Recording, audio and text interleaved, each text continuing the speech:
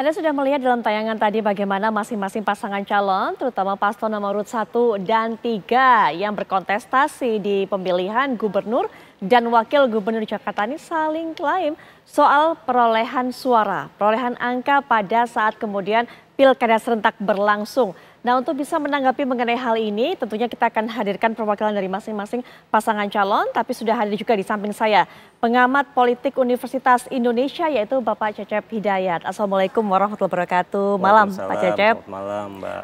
Malam Pak Cecep. Kemudian juga sudah hadir secara daring, ini akan menyuarakan bagaimana pandangan dari pasangan nomor urut 3 yaitu Pramono Rano. Beliau merupakan jubir pasangan Pramono Rano, ada Bang Ciko Hakim. Assalamualaikum warahmatullahi wabarakatuh. Selamat malam Bang Ciko. Waalaikumsalam, malam Putri, malam Kang Cecep. Malam Baik, Bang Ciko. Ya, kami masih coba menghubungi perwakilan dari pasangan calon nomor urut 1. Sepertinya juga sudah bergabung dengan kita, ada Bang Ramdan Alamsyah. Selamat malam. Assalamualaikum warahmatullahi wabarakatuh. Baik, nanti kita akan coba hubungi kembali. Tapi kita akan dengarkan terlebih dahulu dari Bang Ciko.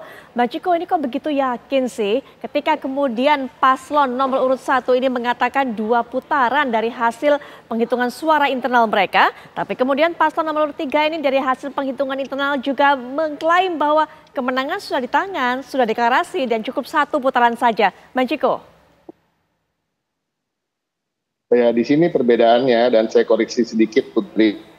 Kami tidak berbasis hitungan di internal, tapi kami berbasis hitungan di KPU, di PPK atau di kecamatan-kecamatan yang sudah selesai kemarin. PPK di seluruh kecamatan, 44 kecamatan di Jakarta sudah selesai menghitung dan semua sesuai dengan hitungan awal dan termasuk hitungan kami di awal di minggu lalu yaitu 50,% suara bagi pasangan Mas Pramono Anung dan Bang Dul atau Rano Karno. Itu satu. Nah, hari ini sedang terjadi sekarang berjalan perhitungan di tingkat kota karena penghitungan itu berjenjang ya.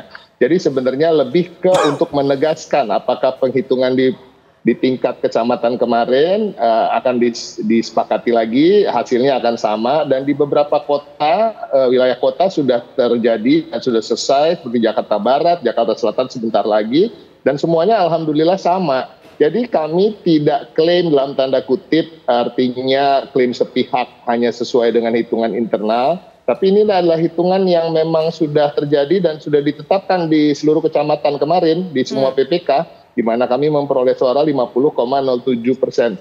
Suara yang cukup signifikan karena kalau dibilang 0,7 suara itu seakan kecil, tapi itu kan persentase, sesungguhnya itu mencapai 3.000-an suara. Jadi kemenangan kami cukup signifikan dan tentu kami tetap menghormati proses pemilu ini yang masih penghitungannya berjenjang dan tinggal penetapan saja ke depannya setelah semua kota selesai dan kabupaten kepulauan Seribu, berikutnya adalah nanti tingkat provinsi. Jadi itulah jenjang yang terakhir dan alhamdulillah sampai hari ini, sampai detik ini dan masih berjalan di berbagai kota, saya rasa Jakarta Selatan dan Jakarta Pusat belum selesai. Itu fix bahwa tidak ada perubahan suara dari tingkat kecamatan kemarin. Jadi alhamdulillah kalau ibarat kata ada de facto dan de jure, sesungguhnya secara de facto kita semua tahu bahwa memang suara kami di 50,07 dan kemenangan ini adalah kemenangan 1 putaran.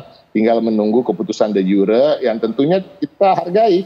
Di mana disitulah nanti kita betul-betul akan ditetapkan sebagai pemenang, kemudian Mas Pram dan Bang Dul dalam waktu dekat di bulan Februari kalau nggak salah, insya Allah akan dilantik sebagai gubernur dan wakil gubernur. Baik, itu pandangan suara dari perwakilan paslon nomor urut 3. Kita juga akan dengarkan bagaimana pandangan dari Bang Ramdan Alamsyah selaku Sekretaris DPW Partai Perindo Jakarta. Assalamualaikum warahmatullahi wabarakatuh. Selamat malam Bang Ramdan. Salam koreksi ya Mbak, saya di Golkar Mbak, bukan di Perindo. Baik, mohon maaf sekali. Sekretaris DPW Partai Golkar Jakarta, Bang Ramdan Alamsyah. Baik, Bang Ramdan, di saat kemudian begitu yakin, ya di saat paslon 3 ini begitu yakin dengan hitungannya, kemudian juga tadi dari hitungan bukan hitungan internal, tapi memang melihat dari perolehan angka demi angka di berbagai macam TPS. Tapi kemudian paslon nomor urut 1 ini masih yakin bahwa akan ada kesempatan putaran kedua. Silakan Bang Ramdan. Begini, PD sih boleh ya untuk menang, tapi semua ini melalui proses rekapitulasi dan proses pleno. Masih ada pleno tingkat kota yang belum dijalani sampai di tingkat provinsi nantinya. Nah, artinya apa? Masih ada jenjang yang memang nanti dibuka kembali setiap kecamatan, dihitung ulang apakah terjadi kesalahan atau tidak. Terlepas daripada itu, kita tidak menyoroti daripada hasil yang hari ini sudah versi masing-masing kita punya ya. Tapi yang kita soroti hari ini adalah bentuk daripada rangkaian pemilu yang menurut kami satu kegagalan fatal yang dilakukan oleh KPU, bahwa partisipasi yang terjadi pada kali ini itu jauh dari harapan masyarakat. Kemudian teman-teman KPU beranggapan dan membuat satu narasi yang menurut kami ini kurang cerdas gitu loh. Apa itu dinarasikan bahwa masyarakat memang tidak menggunakan hak pilihnya lantaran terlalu jengah dengan keadaan politik atau terlalu jengah dengan pemilu yang dilakukan berurutan. Nah, pada faktanya kami temukan hari ini kami ke Bawaslu meminta pertanggungjawaban daripada Bawaslu sebagai pengawas daripada pemilu ini tentang adanya C6 atau undangan yang secara masif tidak diterima oleh masyarakat. Kami menemukan bukti-bukti data yang sudah direkap bahwa partisipasi ini ada bahkan yang hanya 15%, Mbak, di setiap satu TPS. Ada yang hanya 19%, 20%, dan itu bentuknya masif.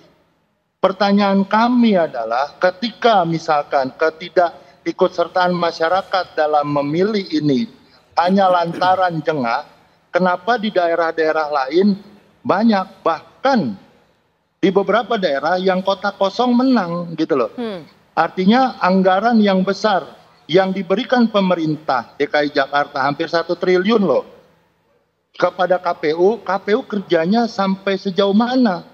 Partisipasi kok bisa jauh dari harapan yang kita kita harapkan. Nah, pertanyaannya adalah kalau hari ini andai kata bahasa menghayal lah 03 menang 50,07. Apakah kemudian legitimasi itu tidak dipertanyakan kembali? Bahwa dari seluruh suara yang masuk hanya separuh saja.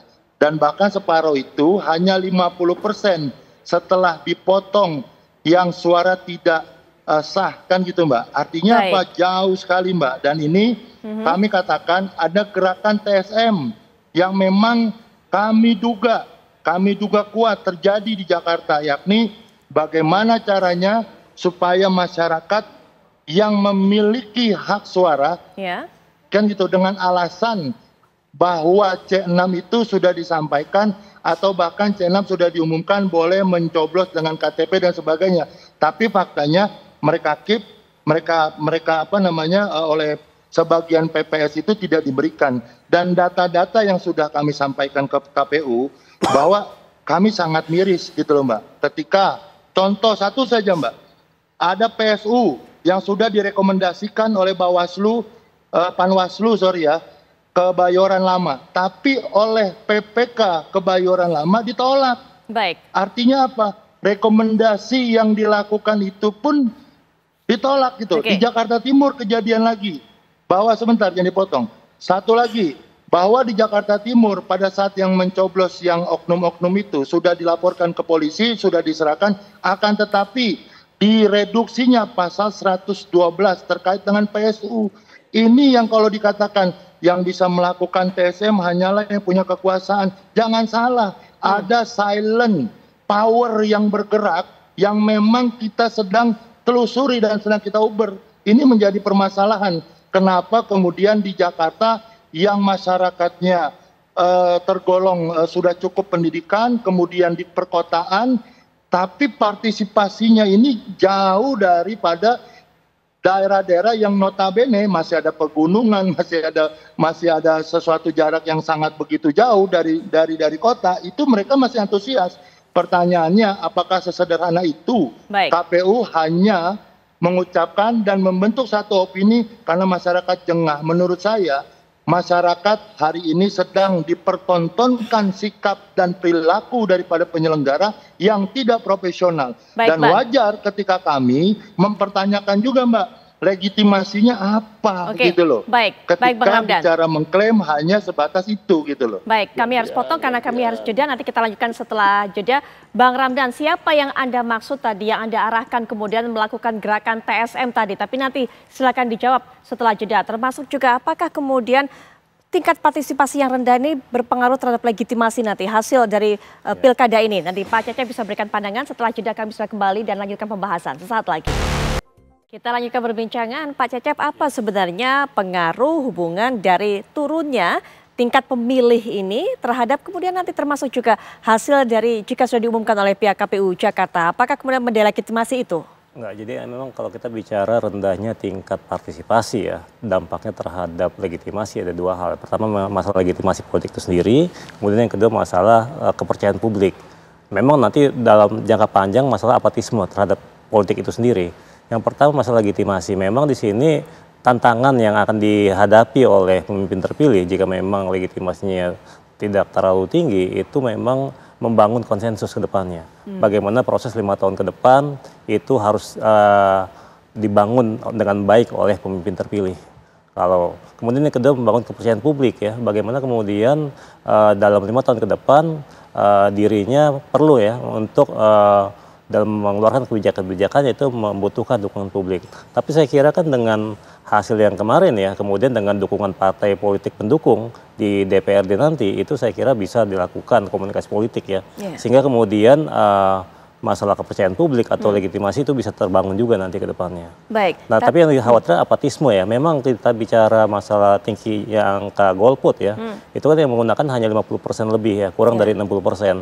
Ini memang tantangan. Kenapa bisa seperti ini? Apakah kejengahan tadi atau apatis terhadap sistem yang ada atau kekecewaan terhadap partai atau memang sudah jenuh dengan ritme politik yang politik nasional ya, apalagi di Jakarta kan politik nasional. Jadi itu semua yang saya kira variabel ini yang membentuk akhirnya mereka juga enggan ya untuk masuk ke TPS Rabu pekan lalu gitu. Iya, tapi apakah jika tingkat partisipasi rendah ini bisa menjadi alasan diadakannya kembali putaran kedua, apalagi kemudian jika tadi Bang Ramdan katakan ini banyak sekali para calon pemilih yang tidak menerima undangan C6 dan sebagainya, apakah bisa? Sebenarnya kalau memang ada data-data tersebut disampaikan saja ke Pak Bawaslu atau Panwas ya. Jadi tinggal ditindaklanjuti, kalaupun nanti hasilnya sudah ditetapkan, ada yang tidak sesuai dengan yang dinyatakan ya, misalnya ya bisa ajukan aja banding misalnya ke MK misalnya. Tapi poinnya adalah ini proses kan masih berjalan ya proses masih berjalan. Kita lihat bagaimana kenapa sih bisa muncul apakah 1 putaran 2 putaran. Ini kan karena memang di Rabu lalu di sore kan sudah mulai quick count ya. Nah, beberapa lembaga survei yang mengeluarkan hasil quick count memang berbeda-beda, tapi marginnya tipis. Nah ini ya, beda margin tipis ini kemudian membuat dua tim ini utamanya ya untuk kemudian mendeklar ya proklaim kemenangannya 1 putaran atau ini butuh 2 putaran misalnya. Nah, yang kedua kemudian kenapa bisa muncul diskursus seperti ini? Karena memang masing-masing punya tim internal. Memang tadi ya dari 03 misalnya dia cek juga di PPK nanti tingkat kota. Ini kan memang berjenjang.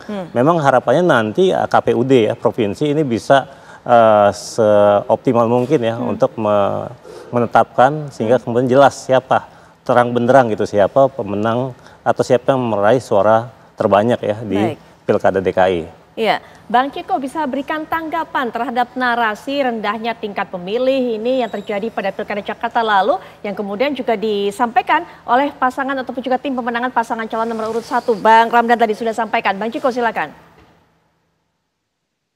Rendahnya tingkat pemilih ini berlaku di seluruh Indonesia. Kalau kita lihat hampir di semua provinsi menurun dari Pileg dan Pilpres kemarin. Yaitu yang pertama. Yang kedua, kalau kita bicara soal golput, artinya orang yang tidak datang untuk memilih itu juga adalah hak dalam demokrasi.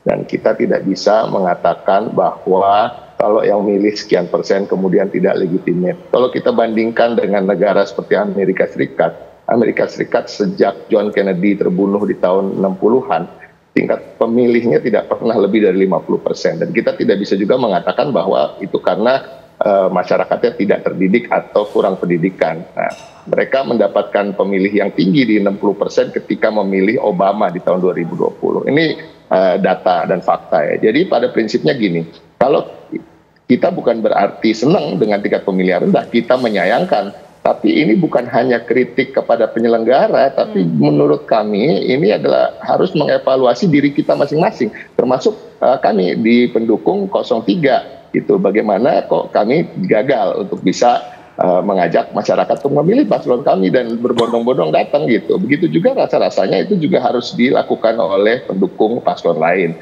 Karena ini adalah suatu wake up call bagi partai politik yang tentu salah satu tugasnya adalah untuk membangkitkan gairah masyarakat untuk memilih paslon.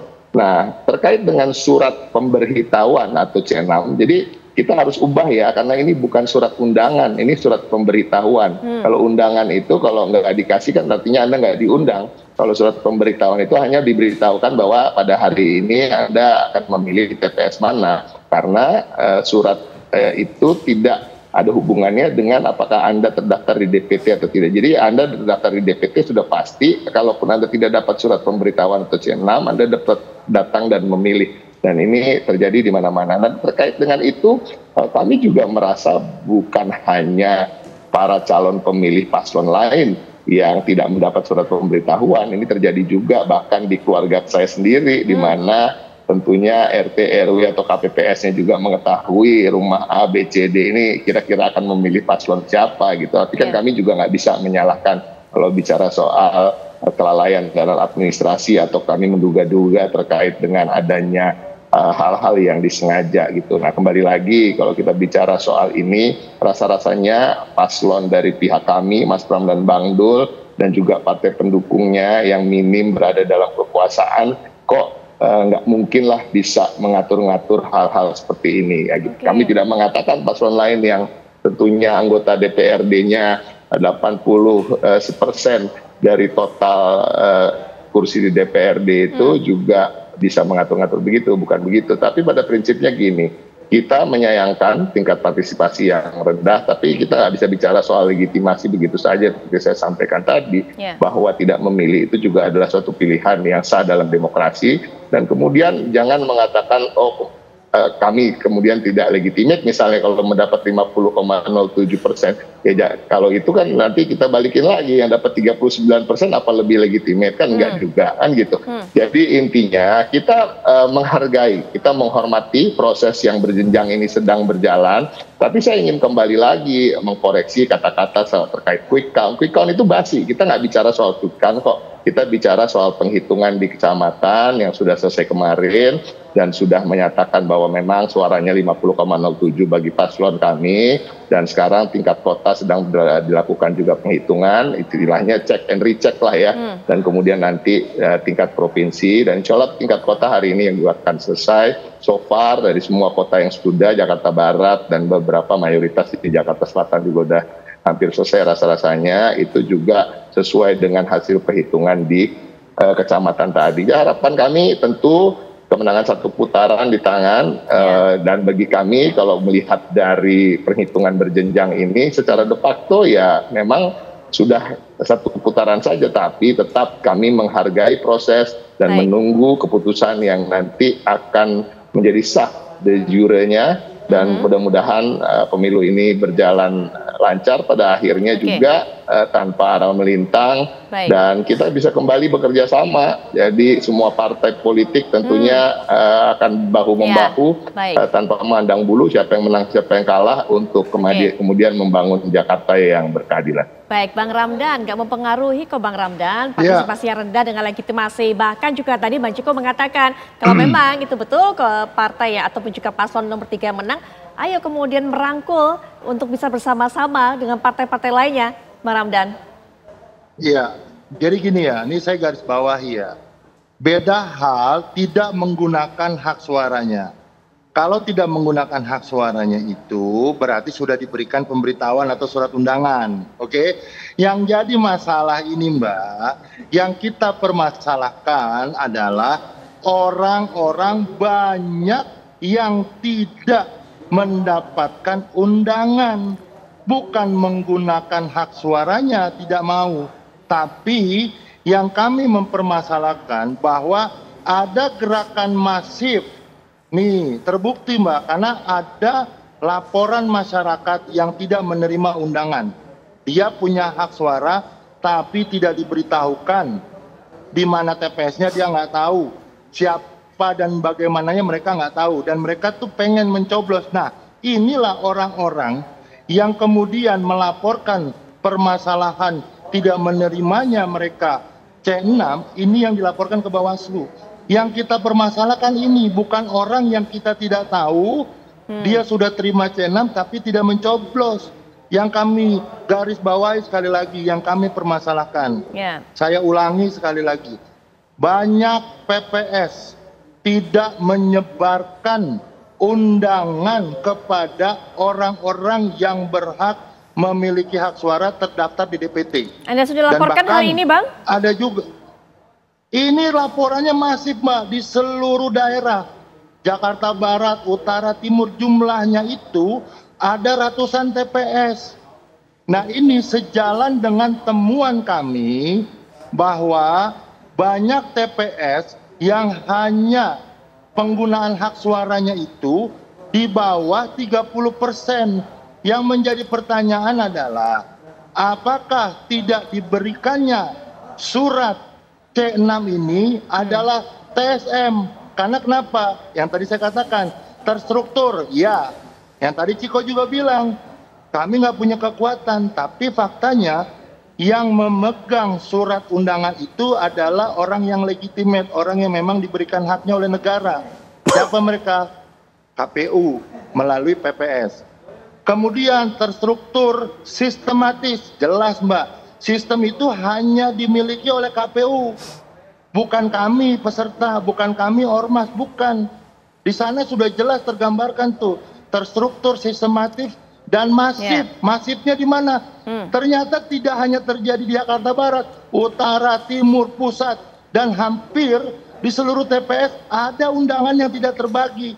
Karena apa? Kapasitas orang-orang yang hari ini menyelenggarakan di PPS itu banyak tidak dilibatkan. Bahkan kami menemui kasus di Jakarta Utara, seorang RT yang setiap hari berinteraksi dengan masyarakat tidak dilibatkan dan bahkan tidak punya undangan.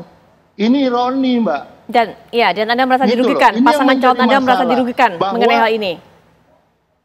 Loh, kami hanya membela hak-hak dasar berdasarkan Undang-Undang Dasar dipilih dan memilih. Dan yang tadi dijelaskan sama Ciko, orang-orang itu tidak mau menggunakan. Bagi mereka yang terima C6 tapi dia tidak menggunakan, itu adalah hak. Betul. Mereka yang sudah diberikan C6 tapi tidak mau nyoblos, itu hak mereka. Akan tetapi ada sebagian besar orang-orang yang ingin mencoblos tidak diberikan undangan untuk mencoblos. Inilah yang jadi masalah. Baik Bang, tahan sampai di situ. Pak Cecep akan berikan tanggapan. Anda menilai hal yang sama bahwa ini merupakan gerakan yang terstruktur, masif begitu, sehingga kemudian dari pihak penyelenggara pilkada tidak mengedarkan undangan ataupun juga pemberitahuan, sehingga kemudian tidak ada yang berangkat ataupun juga memberikan hak suaranya, Pak Cecep. Jadi saya kira kalaupun memang itu diduga ya tuduhannya TSM tadi, tentu saja sampaikan saja ke pihak pengawas pemilu sebenarnya. Kalau memang nanti disetujui atau memang terbukti memang TSM, tentu kan akan digelar misalnya permintaan tadi ya untuk PSU misalnya. Tapi kalau nggak ada sebenarnya tidak perlu juga ya melakukan.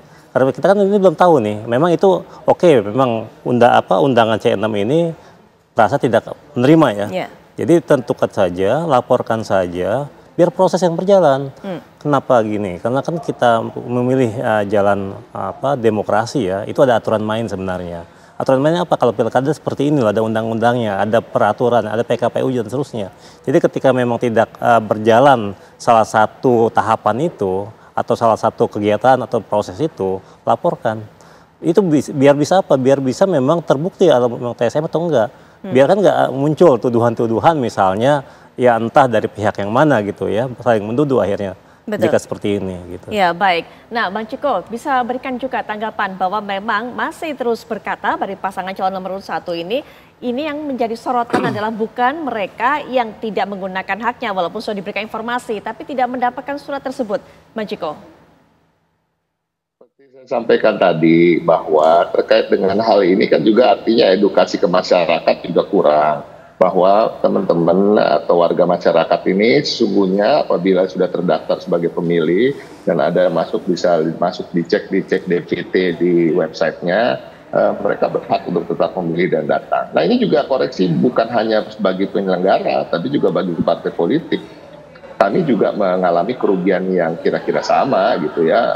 Kalau kita bicara soal tidak datangnya pemilih misalnya di Jakarta Utara yang kemudian proyeksi kami harus tentunya masyarakat tahu bahwa sebagai partai pendukung utama PDI Perjuangan lah basisnya satu di Jakarta Utara, menangnya tidak sesignifikan yang kami harapkan gitu, walaupun tetap menang gitu. Nah ini juga dilaporkan oleh berbagai masyarakat. Saya setuju Pak Ramdan kok, ada yang nggak setuju bahwa terkait dengan masyarakat yang merasa hak pilihnya jadi tidak bisa berikan di TPS karena tidak dapat surat pemberitahuan. Walaupun tentu itu artinya ada misinformasi atau ketidaktahuan bahwa sesungguhnya mereka tetap bisa datang dan memilih gitu. Ini juga hanya dirugikan itu kosong. Tapi kok tadi misalnya kami menangnya tidak signifikan yang kira gitu. Bahkan di selatan dan timur kami bisa menang lebih banyak. Nah ini sebagai koreksi ke depan bagi pemilu 5 tahun lagi, pilkada 5 tahun yang akan datang, tentunya harus lebih pasif melakukan edukasi politik pada masyarakat dan juga memobilisasi pemilih. Dan harapan kami ke depan ini kan lebih baik sama. Kita juga ingin masyarakat datang berbondong-bondong dan tentunya melebihi 60-70% datang memilih. Dan semoga saja ini terjadi 5 tahun lebih. Nah untuk yang sekarang ya kita lihat aja. Semua juga bisa berbasis saat kita bicara hal-hal terkait pemilu yang kita basiskan harus berdasarkan dengan aturan. Jadi terkait dengan aturan apabila pelanggarannya misalnya ini memenuhi unsur untuk bisa dilakukannya pemungutan suara ulang, itu kan kita lihat dulu.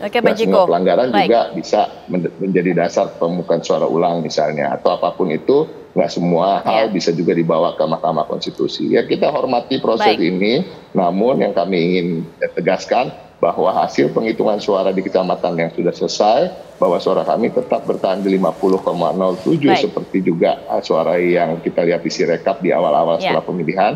Dan sekarang sedang dalam proses tahap penghitungan yang berjenjang di tingkat kota, di mana alhamdulillah di beberapa kota seperti utara barat yang sudah selesai ini, selatan sebentar lagi, pusat juga, semuanya nggak bergeser, masih di angka yang sama. Dan dalam waktu dekat nanti akan ada penghitungan suara tingkat provinsi dan mudah-mudahan suaranya akan tetap. Oke, Bang Ciko. Selanjutnya singkat saja penutup, Bang Ramdan. Silakan Bang Ramdan, singkat saja. Ya, yang pasti kami sudah melaporkan sesuai dengan mekanisme hukum.